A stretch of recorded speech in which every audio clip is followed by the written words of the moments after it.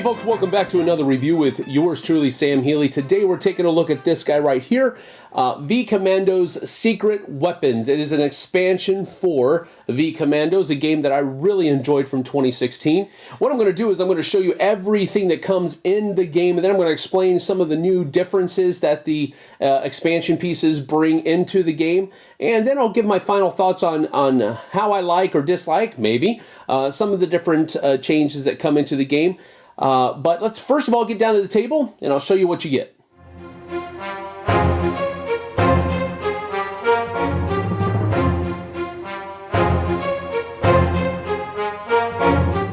So this is everything that you get in a copy of V-Commandos Secret Weapons, an expansion for the base game of V-Commandos. First of all, you're going to be getting more double-sided tiles, and of course they have the outside and then the inside on each of the different sides there. So you're going to be getting 2 more large tiles. You're going to be getting 10 more of these small tiles that are also, of course, double-sided, and you'll get 3 more of the medium tiles up there as well. You're also going to be getting a few more +1, -1 action tokens for wounds and actions. You also get 10 more door tokens, 10 more enemy entrance tokens. You're going to be getting 5 new scenario missions, along with 13 more terrain maps.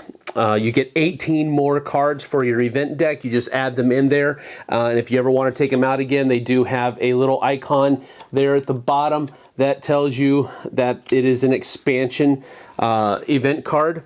You also get a couple of these things. They're called Goliath nests. These are not MG42 nests, therefore the little Goliath things that we're going to be going over later. You're going to get another escorted character token. You also get 3 new characters. You get an Australian hand-to-hand expert, close combat expert. You get an American mortar gunner, and then you also get a Polish intelligence officer.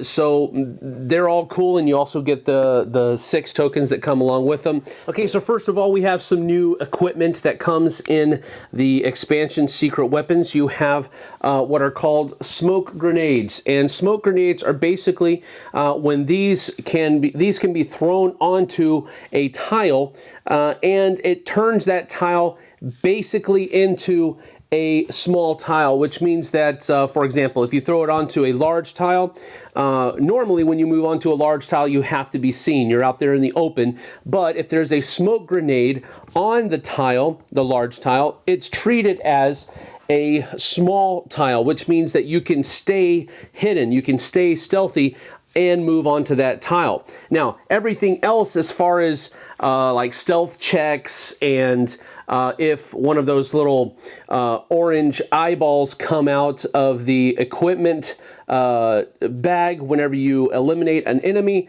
those still apply, and you'll have to go through all of the regular things like that. But generally speaking, a smoke grenade just makes it easier for you to stay stealthy on some of those larger tiles that are out there. So if you throw it on a medium tile, normally you have to spend 2 action points to move on and stay stealthy on a medium tile. But if you have a smoke grenade on a medium tile, it's just like moving on to a small tile. So that's a pretty cool thing. Then you also have these Panzerfaust tokens for the equipment, and basically these are treated like dynamite that can be shot at an adjacent tile within line of sight.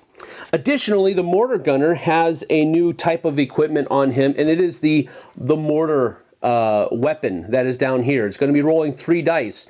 Now, the thing with this is that you can, for 2 actions, you can fire the mortar gun at any terrain tile, both on your terrain or one of the other terrains that are out there.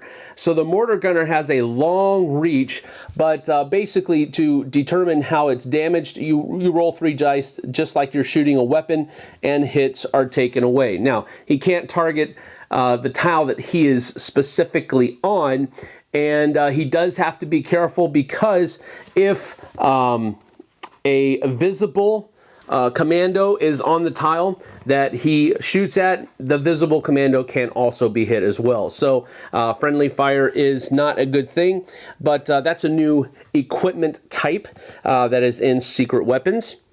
And then you have these things right here. These are gas barrels, and they're going to be, they're pretty much used in every single terrain map that is out there. For example, here, the airfield, these represent spaces where gas barrels are prevalent in that zone or territory.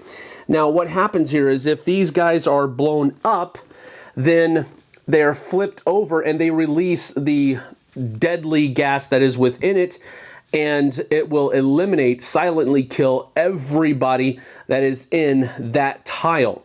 So a very nasty thing. These can be shot at by the commandos so that they can explode if there's a number of enemies on that tile. But commandos have to be careful because they can also die from this noxious gas as well. Next up are the Goliaths. Now, this is a new unit that the Germans have, and they are controlled by these Goliath nests. So a person that is an enemy that is in the Goliath's nest can activate a Goliath, and it can move around and basically blow up whenever it is on the same tile as a commando. And so that's a pretty neat thing that reminds me of the little remote control things in Call of Duty. Then you also have these guys right here that are paratroopers, and you can see that there's paratroops on one side and then Goliaths on the other. So basically these are going to be taking the place of the special troops reserve from the base game when you're using these different scenarios here. And paratroopers, as you can see, are rolling 3 dice when they attack, but the caveat here being is that they can always re-roll a maximum of 1 die that has missed. So that is a pretty nasty thing too. So you have paratroops on one side, Goliaths on the other. So those are pretty neat.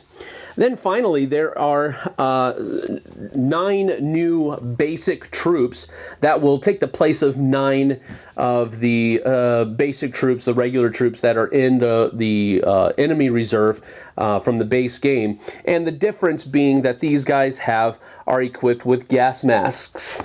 So that is another thing that goes along with these.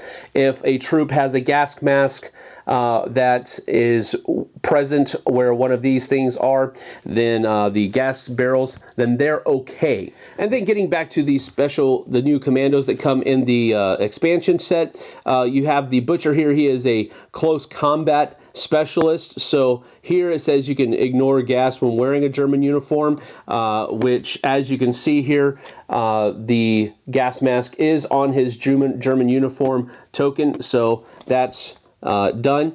Then it says after succeeding in a stealthy close combat attack, he may pull the pin of an enemy's grenade.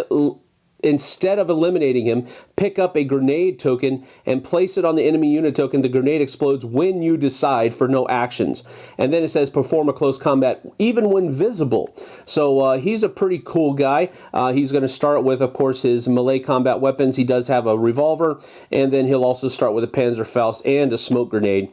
On this side, much more good stuff here. He doesn't have his revolver though, but he can perform a close combat action when visible. For each shot targeting this commando, ignore all dice rolling a 6, and then ignore gas for 1 action while wearing a German uniform. So again, this guy is pretty neat. I really enjoyed using him in the scenarios. He makes moving around a little bit easier with his close combat abilities. The Polish intel officer is pretty cool. This says each time an objective is completed on her terrain, draw 1 event card and place it close to you. You may cancel the event card drawn at the beginning of the turn on her terrain and replace it with one card close to you. So that's an interesting thing. She can kind of manipulate the different event cards that come up. So that's pretty cool. She does have a Beretta. If you notice that it has no sound symbol and no eyeball, so that can be, it's only one die, but it doesn't give up your position. So that's a really cool thing as well. She starts with a German uniform on this other side, and she has also a Beretta that does cause noise without the silencer, basically. Here she still has that completed objective special thing where she draws an event card, but she's also a Goliath controller, one of these things right here. And it says roll one die. If 4 or more, move one Goliath on her terrain 1 tile or blow it up. So she can take control of these Goliaths without having to be in the Goliath's nest. Really cool side there. The mortar gunner is basically for 2 actions. He can fire the mortar. He can do it strategically. When using a bombardment, you may target 1 outdoor tile on all terrains in play. So that's a pretty nasty thing. Bombardment is an equipment token that is in the equipment bag. Then on this side here, it says precision firing with mortar. If the 2 dice hit the tile successfully, eliminate 1 additional enemy unit. All right, so that's pretty cool. He also comes with a Colt 45 too. So again, there's that bombardment token that I was talking about earlier. So that is the secret weapons expansion for V-Commandos. I have to say that I really enjoy expansions like these that just simply give you a whole lot of more new things that you can play with that the base game sandbox supplies for you. One thing that I really didn't like, that's just really kind of a small nitpick that I want to get out of the way first off, is the fact that the missions, the new scenarios and missions that come in the game, the shortest one is 2.5 hours, and they go up from there. And I thought that was unfortunate. I would have liked to have had some shorter missions included in these expansions so that I could have that variability of the new things that are being used, but not have the longer playtime. I don't mind the longer playtime, don't get me wrong, because I really enjoy the game, but sometimes you just don't have 2 hours. Sometimes you don't have 3 hours to play through all of these different missions.